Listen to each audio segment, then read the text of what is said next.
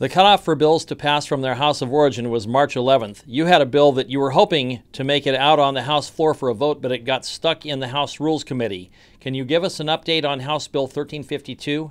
Yes, 1352 has to do with energy in the state of Washington. All 1352 says is that if hydroelectric dams improve their efficiency, those utilities that own those dams or use electricity from those dams should qualify for that renewable energy. Remind us again about Initiative 937.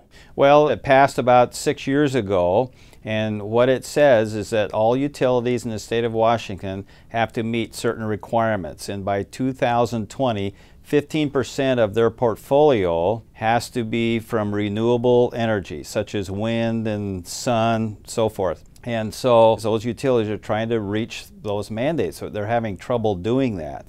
First of all, the state of Washington, as citizens here, we're very fortunate because about 70% of our electricity comes from hydroelectric, which actually is renewable. But under the initiative, it says it's not renewable.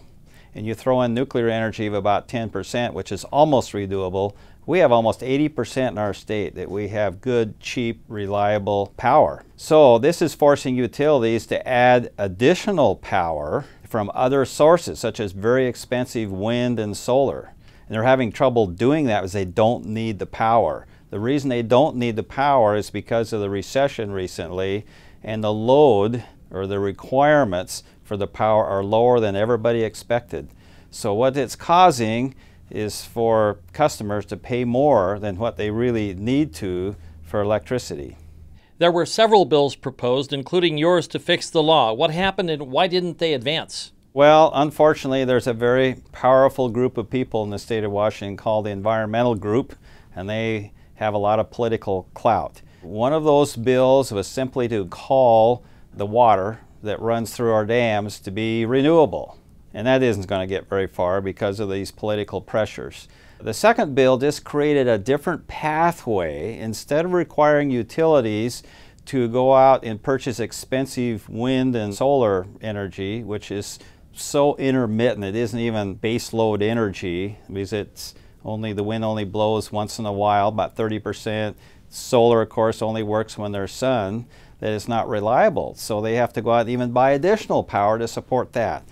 But the need is not there, is the problem. And so as a result of that, we had two PUDs come in and testify. One was from Mason County PUD 3 that said that they spent about $2 million last year for this extra power they didn't use. Grays Harbor County PUD came in and said they spent $8 million for power they did not need. It's just expensive power, and just because the mandate requires it, they're having to pay this money out and they can't use the electricity. So I think it's a real tragedy. We need to fix this problem. So what happens from here?